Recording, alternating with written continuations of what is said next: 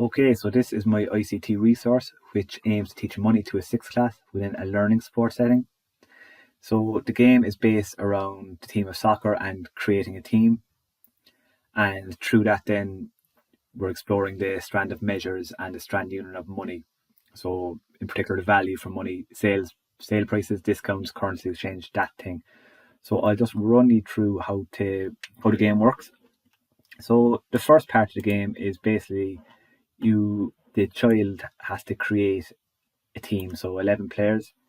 The child or teacher can set the transfer budget anywhere between 150 and 500 million, which will be pretty much unlimited. We'll just keep that at 400, and a weekly wage budget between 500,000 and a million. So we'll just keep that at, say, 800. So the child has to select 11 players, as you can see here.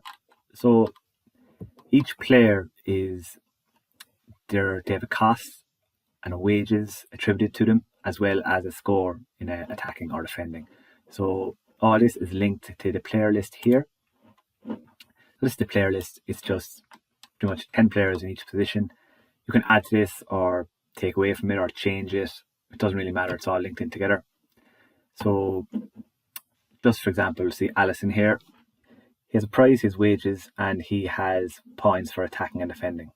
So if I go up and select Allison, that all changes to correlate with what's on the player list. If I change the player list to say, bring him from defending from 8.5 up to say 9, that changes there as well.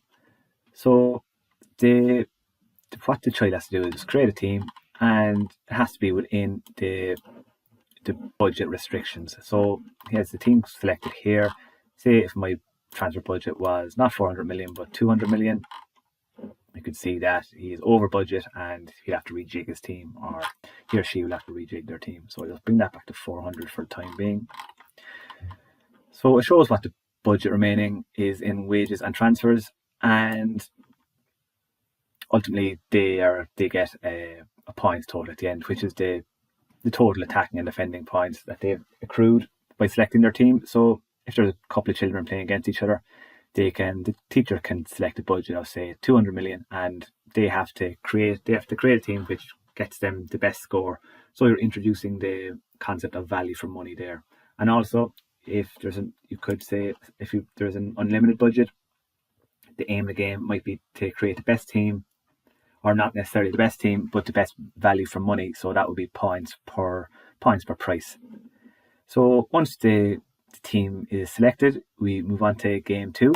So game 2 is just a very simple 10 quiz questions which are linked to the game 1.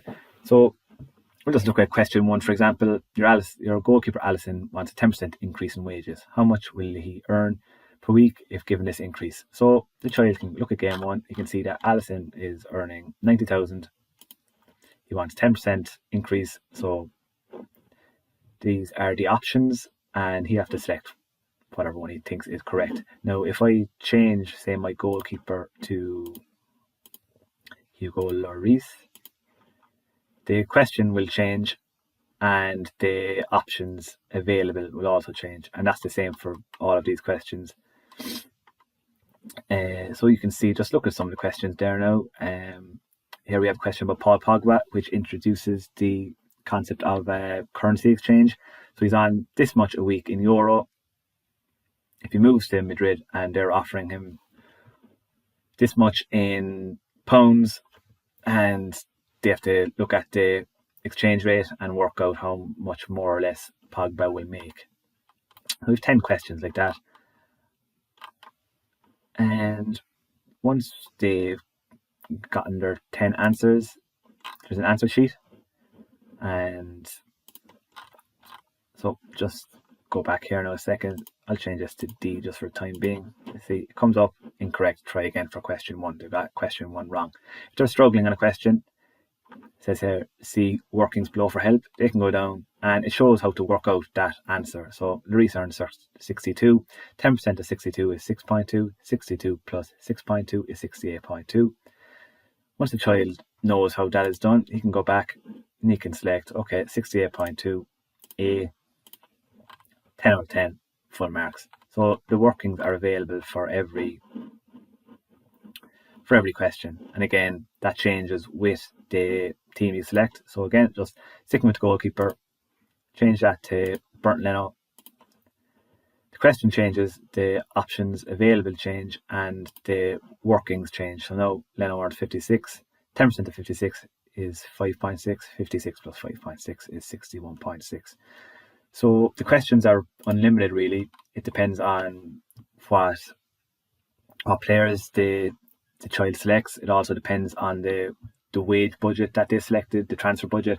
So a child could play it countless times and he'll be presented with different questions all the time. And they're questions that are to do with content objectives on the math curriculum, so value for money, sales prices, discounts, currency exchange. So the child is learning all of these, but he's also he's having fun. He or she doesn't realise they're learning, basically. So that is my ICT resource for Pedagogy 2. Thanks very much.